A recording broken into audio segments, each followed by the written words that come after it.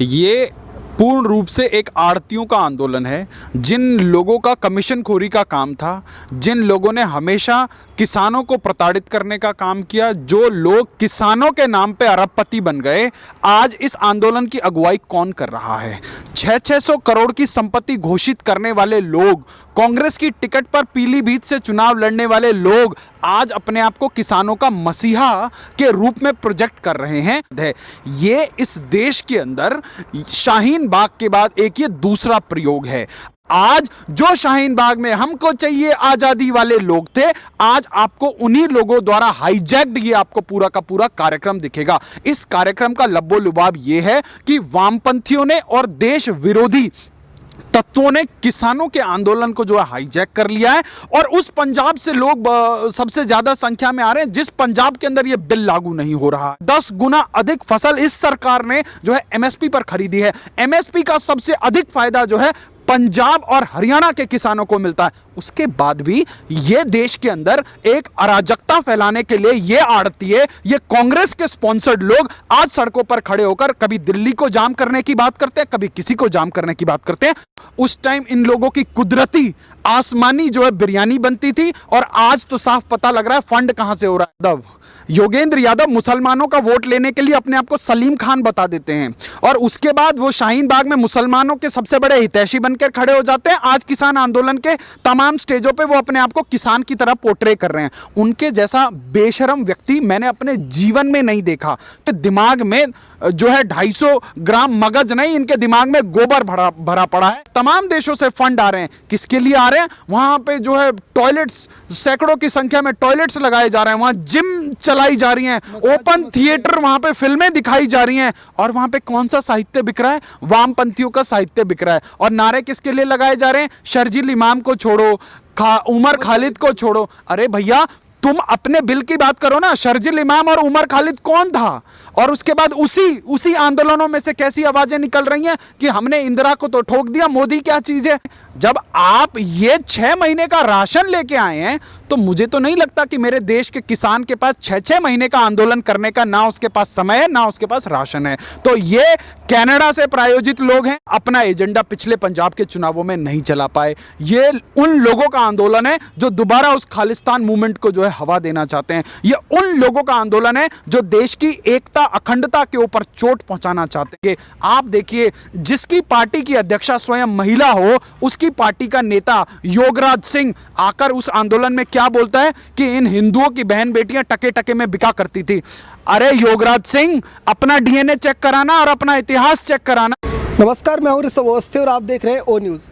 आज हमारे साथ मौजूद है वेद प्रकाश जी, जो राजनीतिक विश्लेषक हैं। इनसे बात करेंगे और जानने की कोशिश करेंगे आखिर ये पूरा जो मुद्दा राजनीतिक मुद्दा बनता जा रहा है, किसान का आंदोलन जो है वो सिर्फ आंदोलन है या इसके पीछे एक बड़ी साजिश है। इनसे बात करेंगे। सर, आपका हमारे चैनल में बहुत बहुत स्वागत है। धन्यवाद सर, मैं आपसे समझना चाहूँगा, सबसे पहले ये जानना चाहूँगा कि क्या ये वाकई में किसान आंदोलन है? ये किसानों का आंदोलन नहीं है, ये पूर्ण रूप से एक आड़तियों का आंदोलन है। जिन लोगों का कमीशनखोरी का काम था, जिन लोगों ने हमेशा किसानों को प्रताड़ित करने का काम किया, जो लोग किसानों के नाम पे अरबपति बन गए, आज इस आंदोलन की अगुवाई कौन कर रहा है?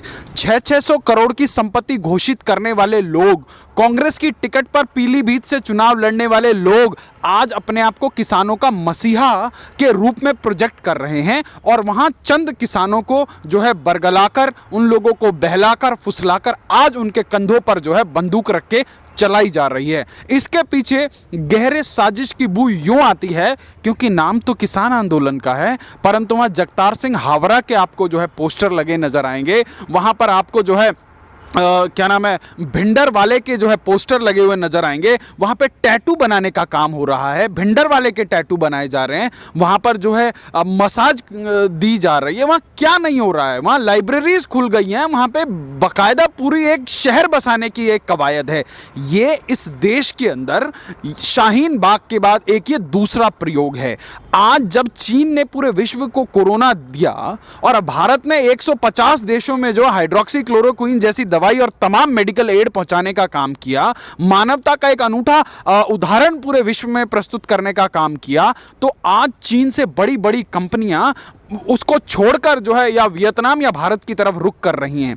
तो जब भारत की ओर जब 130 करोड़ के इतने बड़े बाजार को विश्व के तमाम देश एक आशा भरी नजरों से देख रहे हैं, तो इस देश के अंदर कुछ गद्दार बैठे हैं जो इस देश की सल्तनत को, इस देश की सत्ता को जो है ये सोचते हैं कि वो इस देश के जो है राजे महाराजे हैं। उनके नाम के पीछे एक सरनेम क्या लटका हुआ है, वो सरनेम के आधार पर वो इस देश की सत्ता पर काबिज रहना चाहते हैं और इस देश की जनता को ऐसे ही जो है निम्न स्तर पर जो है मजबूरी की हालत में मजदूरी करते हुए छोड़ देना चाहते हैं और देश की जनता को और भी ज्यादा गरीब रखना चाहते हैं।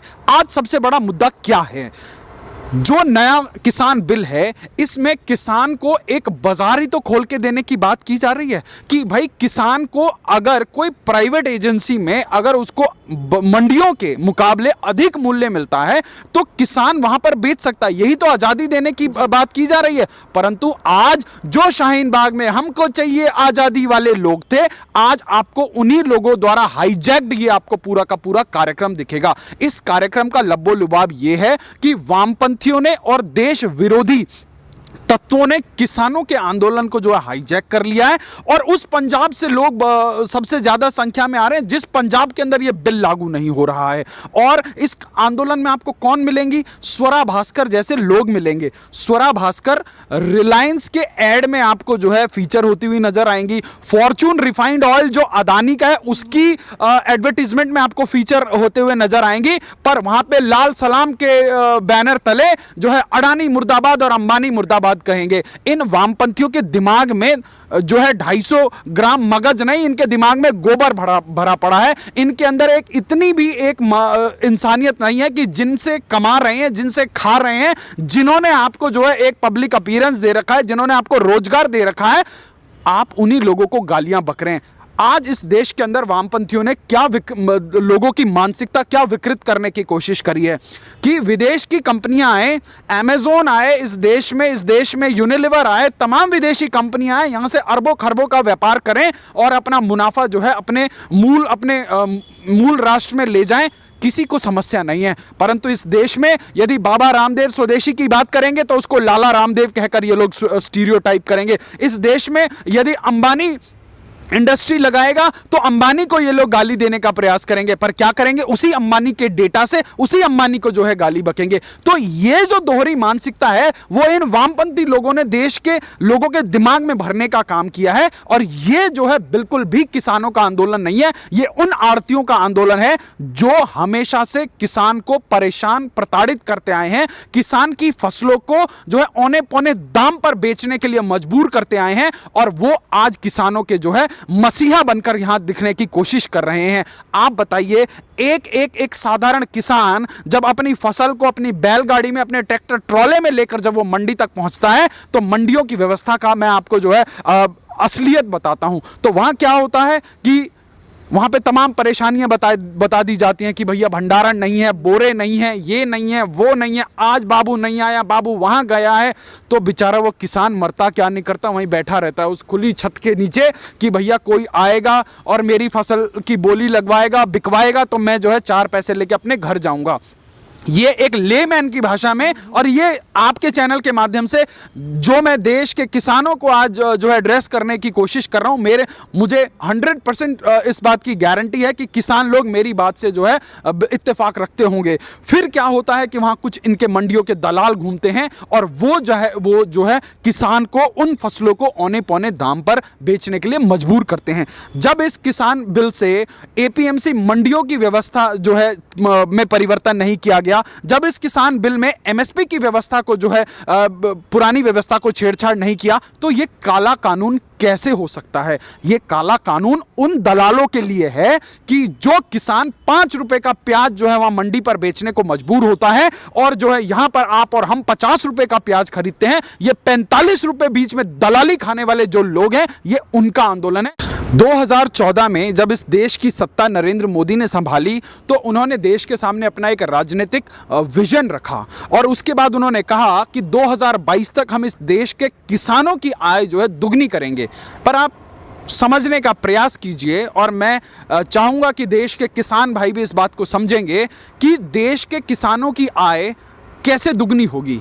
क्या रातों रात ऐसे आमूल परिवर्तन लाए जाएंगे कि देश के किसान को जो है दुगनी आय मिलेगी।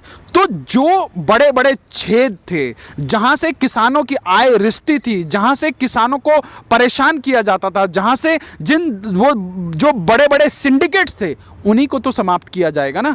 देश के प्रधानमंत्री ने क्या किया? 2014 से पहले इस देश का किसान लाइन लगाकर जो है यूरिया खरीदने जाता था, और जब अपनी गाड़ी खून पसीने की कमाई से जब वो यूरिया खरीदने के लिए लाइन लगता था, तो कांग्रेस की सरकारों में वहां पुलिस के डंडे खाने पड़ते थे। इस देश का किसान अभी तक उन डंडों की मार को भूला नहीं होगा। परंतु नरेंद्र मोदी के नेतृत्व में क्या हुआ कि जो यूरिया है, जो किसानों को मिलने वाला यूरिया है, उसको नीम कोटेड कर दिया गया ताकि उसकी कालाबाजारी ना हो, ताकि उसका प्रयोग सिर्फ और सिर्फ खेती किसानी के लिए आए। उसके बाद क्या हुआ? इस सरकार ने देश के किसानों की फसल का जो है बीमा देना शुरू किया। फिर क्या किया? देश के किसानों को सॉइल हेल्थ कार्ड देना शुरू किया। 6,000 रुपए प्रति वर्ष जो है किसान सम्मान निधि देनी शुरू करी। आप बताइए, आज बिल पास हुआ है और बिल पास होते के तीसरे दिन देश के तमाम हिस्सों में एमएसपी पर खरीदारी हो रही है। 2013-14 का आंकड़ा उठा लीजिए और 2019-20 का आंकड़ा उठा लीजिए। पिछली सरकारों से 10 गुना अधिक फसल इस सरकार ने जो है एमएसपी पर खरीदी है। एमएसपी का सबसे अधिक फायदा जो है पंजाब और हरियाणा के किसानों को मिलता है। उसके बाद भी ये देश के अंदर एक अराजकता फैलाने के लिए ये आड़तिए, ये कांग्रेस के स्पॉन्सर्ड लोग आज सड़कों पर खड़े होकर कभी दिल्ली को जाम करने की बात करते हैं, कभी किसी को जाम करने की बात करते हैं। आज देश भर के तमाम किसान संगठनों ने केंद्र की सरकार को अपना समर्थन पत्र सौंपा है, और आज भी जो है 20,000 से अधिक किसानों का एक समूह जो है नोएडा कूच किया है, जिसको जो है उत्तर प्रदेश की पुलिस ने वहां रोकने का काम किया है। तो आज असली किसान और नकली किसान के बीच में फर्क इस देश की जनता को समझ आ रहा है। भारतीय जनता पार्टी 70,000 से अधिक किसान चौपाल देश भर में लगाने वाली है। आज देखिए इन कम्युनिस्टों की और इन कांग्रेस वाले लोगों की दोहरी मानसिकता देखिए। केरल में जहां पे इनकी सरकार है, जिस वायनाड से राहुल गांधी खुद आते हैं, उस केरल के अंदर एपीएमसी नहीं है। आज क्या राहुल गांधी में यह दम है कि वो लोकसभा के पटल पर अब जो भी सेशन शुरू होगा वहां जाकर खड़े होकर बोले कि केरल के अंदर एपीएमसी नहीं है, मैं वहीं से सांसद चुन के आता हूं। और आज जो है ये अपने घोषणा पत्र के अंदर लिखते हैं कि हम कृषि के क्षेत्र में हम जो है प्राइवेटाइजेशन करेंगे। और आज जब जिस बिल को कांग्रेस ने लोकसभा के पटल पर लाया, आज उसको जो है संशोधन करके आज के समय के मुताबिक विभिन्न स्टेक होल्डरों के साथ जो है डिस्कशन करके जब केंद्र की सरकार इसको लेके आई, तो आज इस प्रकार की तानाशाही प्रवृत्ति ये लोग दिखाने पर आमादा हैं। तो आज जरूरत है कि आपके चैनल के माध्यम से देश की आम जनता के अंदर, देश के किसानों के अंदर एक ये जागरण हो कि जब प्राइवेटाइजेशन का फायदा हर क्षेत्र में मिलना है, तो इस देश के किसान को ही उस चीज से महरूम क्यों किया जाए। तो ये बहुत ज्यादा जरूरी है कि जो लोग किसानों के कंधों पर जो है बंदूक रखकर जो है अपनी राजनीतिक विरासत बचाने में लगे हुए हैं, उन लोगों को एक्सपोज किया जाए। मैं आपसे समझना चाहूँगा कि जिस प्रकार से एक शाहीन बाग में जब आंदोलन चला था, तो वहाँ पे पूरे देश से जो लोग थे, जो सरकार विरोधी लोग थे, कुछ देश विरोधी तत्व थे, वो इकट्ठा हो रहे थे। तो क्या किसान आंदोलन भी उसी तरह का एक प्लेटफॉर्म बन गया? निश्चित रूप से। देखिए, आपने देखा होगा शाहीन बाग में 100 से अधिक दिन तक जो है दिल्ली, देश की राजधानी की एक सड़क को ब्लॉक करके रखा उन लोगों ने। तमाम लोग जो फरीदाबाद से नोएडा काम करने जाते थे, दिल्ली से नोएडा काम करने जाते थे, वो बेचारे कितने परेशान हुए 3 महीने तक, वो लोग खुद समझते हैं। परंतु उन लोगों ने, जिन लोगों ने शाहीन बाग को हाईजैक करके रखा था, उनका एजेंडा सिर्फ एक था। आज बताइए, इतने दिन हो गए उस बिल को पास किए हुए, 1 साल हो गया, क्या इस देश से किसी एक मुसलमान को निकलना पड़ा? ये एजेंडा चलाने वाले लोग, उस टाइम इन लोगों की कुदरती आसमानी जो है बिरयानी बनती थी, और आज तो साफ पता लग रहा है फंड कहां से हो रहा है। कनाडा से फंड हो रहा है, अमेरिका से फंड हो रहा है, जो है आपका लंदन से फंड हो रहा है, तमाम देशों से फंड आ रहे हैं। किसके लिए आ रहे हैं? वहां पे जो है टॉयलेट्स, सैकड़ों की संख्या में टॉयलेट्स लगाए जा रहे हैं, वहां जिम चलाई जा रही हैं, ओपन थिएटर, वहां पे फिल्में दिखाई जा रही हैं। और वहां पे कौन सा साहित्य बिक रहा है? वामपंथियों का साहित्य बिक रहा है। और नारे किसके लिए लगाए जा रहे हैं? शर्जील इमाम को छोड़ो, उमर खालिद को छोड़ो। अरे भैया, तुम अपने बिल की बात करो ना, शर्जिल इमाम और उमर खालिद कौन था, और उसके बाद उसी आंदोलनों में से कैसी आवाजें निकल रही हैं कि हमने इंदिरा को तो ठोक दिया, मोदी क्या चीज है। तो ऐसे आंदोलन का जो शक्ल आज देश के सामने रखा जा रहा है, तो कुछ ऐसी विभाजनकारी शक्तियां इस देश के अंदर हावी होना चाहती हैं। जो लोग पहले इस देश में दलितों को हिंदू से अलग करना चाहते थे, उन्होंने दलित के नाम पे बड़ा जो है आंदोलन मचाया। उसके बाद हिंदू और मुसलमान के बीच में जो ऑलरेडी एक खाई है उसको और गहरी करना चाहते थे, उसका आंदोलन शाहीन बाग हुआ। और आज सिखों और हिंदुओं के बीच में जो है एक इसी प्रकार की सामाजिक समरसता का जो माहौल है उसको खराब करना चाहते हैं। और जिन लोगों ने 84 में सिखों का कत्लेआम किया, आज वो सिखों के सबसे ज्यादा जो है सगे बनते हुए नजर आ रहे हैं। ये लोग ना कभी किसानों के सगे थे, ना कभी सिखों के सगे थे। इन लोगों ने हमेशा तुष्टीकरण की राजनीति करी है। इन्होंने दूसरे लोगों के कंधों पर जो है बंदूक रख के चलाने का काम किया है। और ये वही पार्टी है जिसने बोला था कि जब बड़ा पेड़ गिरता है तो धरती हिलती है। परंतु आज इस देश की जनता के अंदर अभूतपूर्व जागरण हुआ है। तुम्हारे ये जो है जो ड्रामे हैं, जो तुम्हारे ये षड्यंत्र हैं, निश्चित रूप से नहीं चलेंगे। अगर तुम ऐसे षड्यंत्र करोगे भी तो हमारे जैसे लाखों लाख लोग इस प्रकार का जागरण करेंगे, देशों के किसानों के बीच में जाएंगे, अपने YouTube चैनल के माध्यम से लोगों के बीच में जो तमाम भ्रांतियां हैं, किसानों के बीच में भ्रांतियां। देश के कृषि मंत्री ने 8 पन्नों का एक जो है ओपन लेटर देश के किसानों के लिए लिखा है, और आज उस 8 पन्नों के जो है लेटर को हर किसान के घर में पहुंचाया जाएगा। उनको बताया जाएगा कि ये जो कानून है, जिस कानून के लिए किसानों के सबसे बड़े नेता महेंद्र सिंह टिकैत जी जो है लड़ते लड़ते उन्होंने अपनी जीवन यात्रा गुजार दी। उनके बेटे ने बोला इस बिल के पास होने के बाद कि जो है 27 साल का मेरे पिताजी का संघर्ष जो है आज इस बिल के रूप में पूरा हुआ है। आज कौन सा प्रसाद खाने के बाद जो है राकेश टिकैत की जबान बदल गई, आज ये जनता जानना चाहती है। देखिए, आपके पिताजी बहुत बड़े विजनरी थे, इसका मतलब ये नहीं है कि वो गुण आप में भी जो है बायोलॉजिकली आएंगे। उसके लिए आपको संघर्ष करना पड़ता है, आपको जनता का मन जीतना पड़ता है, जनता के लिए काम करना पड़ता है।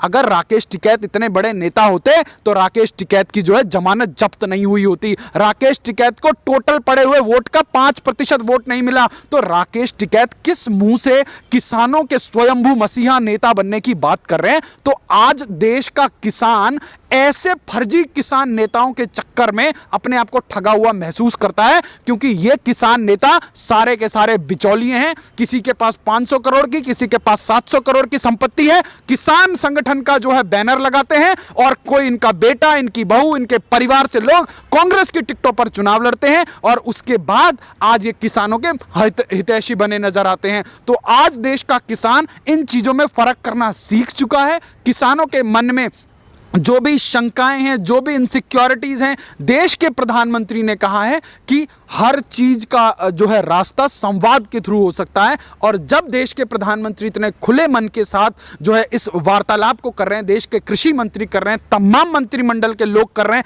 तमाम सांसद जो है अपने अपने क्षेत्रों में जाकर किसान संवाद कार्यक्रम चला रहे हैं, तो ये आपकी और हमारी भी जिम्मेवारी बनती है कि देश का जो अन्नदाता है, जो देश के 130 करोड़ लोगों के भरण पोषण की जिम्मेवारी अपने कंधों पर लेकर बैठता है, यदि उसके मन में कोई शंका है तो हम उसको निश्चित रूप से दूर करेंगे। कुछ राजनीतिक विश्लेषक हैं, उनका मानना है कि ये जो आंदोलन है, जिस प्रकार से 6 साल में मोदी सरकार ने लगातार एक के बाद एक जो निर्णय लिए, बड़े बड़े कानून लाए, बड़े जो काम किए, उनको कहीं ना कहीं बदनाम करने के लिए उनकी जो भड़ास थी वो निकालने का एक जरिया है।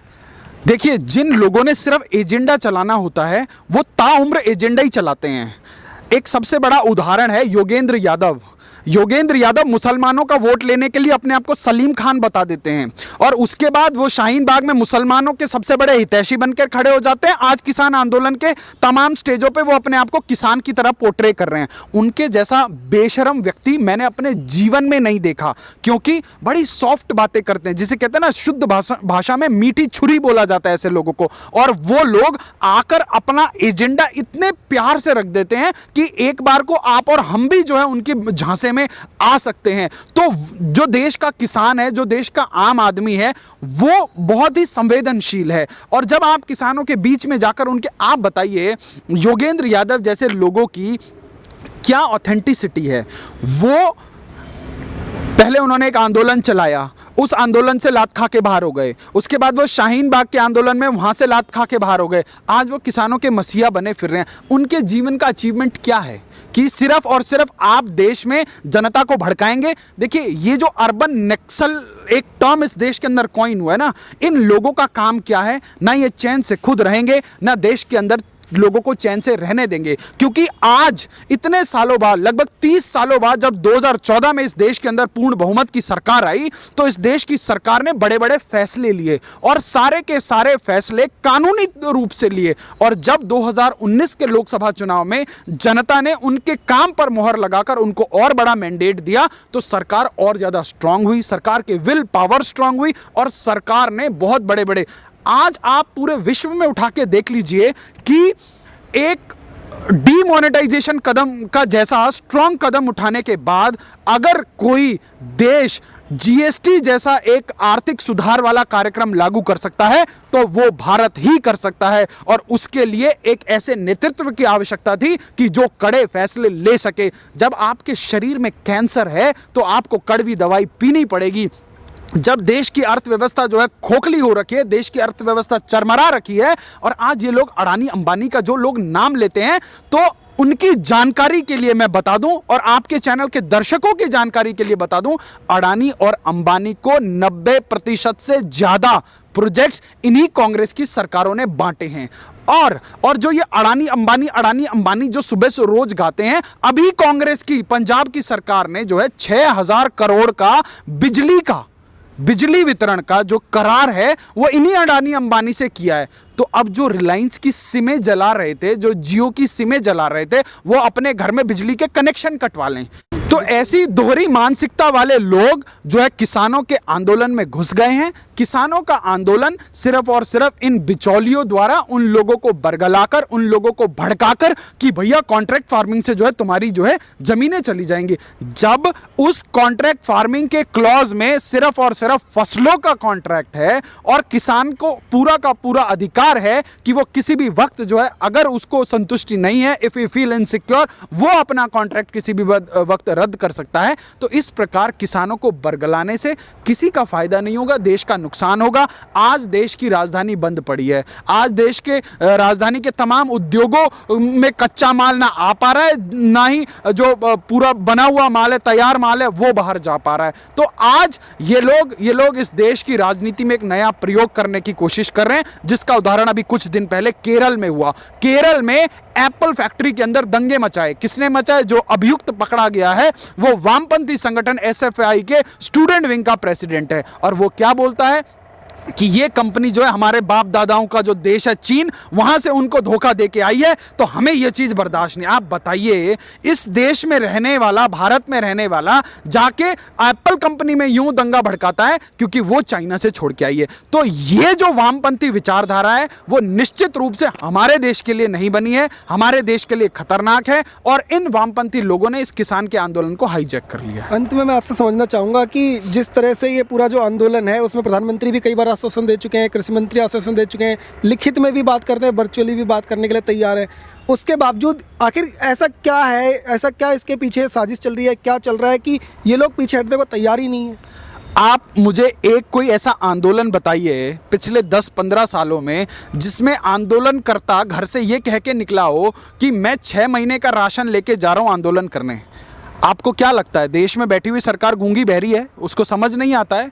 अगर आप आंदोलन करने के लिए आए हैं, ये लोकतांत्रिक व्यवस्था के अंदर आपका अधिकार है, आप आंदोलन करिए। जब आप ये 6 महीने का राशन लेके आए हैं तो मुझे तो नहीं लगता कि मेरे देश के किसान के पास 6-6 महीने का आंदोलन करने का ना उसके पास समय है, ना उसके पास राशन है। तो ये कनाडा से प्रायोजित लोग हैं। कनाडा का प्रधानमंत्री इन लोगों को के विषय में बोलता है कि जो है हम नजर बिठाए हुए हैं। उसका क्या लेना देना? हमारे देश का मसला है भैया, कनाडा के प्रधानमंत्री का क्या लेना देना? हाँ, उसका लेना देना है, क्योंकि जो पंजाब के अंदर सिख कम्युनिटी है, जो लोग जो है रेफरेंडम 2020 खालिस्तान जैसे प्रोजेक्ट यहां पे चलाने की कोशिश कर रहे हैं, वो उनका वोट बैंक है। उन लोगों को अपीज करना चाहता है जस्टिन ट्रूडो। और आज अगर कनाडा का प्रधानमंत्री बोलता है तो निश्चित रूप से मैं छाती ठोक के कहूंगा कि यह तो किसानों का आंदोलन हो नहीं सकता। यह उन लोगों का आंदोलन है जो लोग जो है अपना एजेंडा पिछले पंजाब के चुनावों में नहीं चला पाए। यह उन लोगों का आंदोलन है जो दोबारा उस खालिस्तान मूवमेंट को जो है हवा देना चाहते हैं। यह उन लोगों का आंदोलन है जो देश की एकता अखंडता के ऊपर चोट पहुंचाना चाहते हैं। आप बताइए, आज वहां लंदन में कुछ सिख संगठन वाले जो है खालिस्तान के नारे लगा रहे हैं। मुझे नहीं लगता कि कोई भी भारतीयता की बात करने वाला या भारत से मोहब्बत करने वाला विश्व के किसी भी कोने में जाकर जो है इस प्रकार की विभाजनकारी सोच को पोर्ट्रे करेगा। तो ये एक बहुत बड़ी अंतर्राष्ट्रीय साजिश है जिसके बारे में, जिसकी जिम्मेदारी, जिसको एक्सपोज करने की जिम्मेदारी और हैंडल करने की जिम्मेदारी सिर्फ सरकार की नहीं है, आपकी और हमारी भी उतनी ही जिम्मेवारी है जितनी सरकार की है। क्योंकि जब तक हम लोग जो है इग्नोरेंट बने रहेंगे, जब तक हम लोग जो है इस चीज़ के ऊपर ध्यान नहीं देंगे, समाज के बीच में खाई पैदा करने वाले लोग खाई पैदा करते रहेंगे। आप देखिए, जिसकी पार्टी की अध्यक्षा स्वयं महिला हो, उसकी पार्टी का नेता योगराज सिंह आकर उस आंदोलन में क्या बोलता है कि इन हिंदुओं की बहन बेटियां टके टके में बिका करती थी। अरे योगराज सिंह, अपना डीएनए चेक कराना और अपना इतिहास चेक कराना कि जिसके ऊपर आप उछल रहे हो, जिस प्रकार की गलत बयानी आप कर रहे हो, आप समाज के अंदर जहर घोलने का काम कर रहे हो। और जिस प्रकार से आप ये जहर घोलने का प्रयास कर रहे हो, आपके गुरुओं ने, आपके नहीं, वो हम सब के गुरु हैं, उन लोगों ने तो निश्चित रूप से ऐसी कोई शिक्षा नहीं दी थी। आज हम लोग जो है हिंद की चादर गुरु तेग बहादुर जी को याद करते हैं और उन्होंने अपना जीवन जो है धर्म की रक्षा के लिए दे दिया। पर आज जो है उस धर्म के मानने वाले कुछ लोग इस प्रकार से देश के अंदर इस प्रकार की विभाजनकारी बातें कर रहे हैं। तुम्हारे जैसे एक दो लोगों से के बोलने से निश्चित रूप से जो है समाज में तो कोई फर्क नहीं पड़ेगा, पर हां, उन गद्दारों की पहचान जरूर हो जाएगी जो लोग जो है एक समाज के अंदर रहते हुए, एक देश के अंदर रहते हुए जो इस प्रकार की भाषा का प्रयोग करते हैं। पर देश की जनता बहुत समझदार है, देश की जनता बहुत टॉलरेंट है और तुम्हारे जैसे गद्दारों की पहचान के लिए ये आंदोलन मुझे लगता है बहुत जरूरी था। जी, ये तो हमारे साथ वेद प्रकाश जी, जिनका कहना है कि देश विरोधी जितने भी तत्व हैं वो एक साथ इकट्ठे हो गए, किसान आंदोलन के जरिए अपनी भड़ास निकालने का प्रयास है। पर देश की जो जनता है वो बहुत समझदार है और वो ऐसे लोगों को सीधे तरफ से पहचान लेगी। आप बने रहिए ओ न्यूज़ के साथ। धन्यवाद।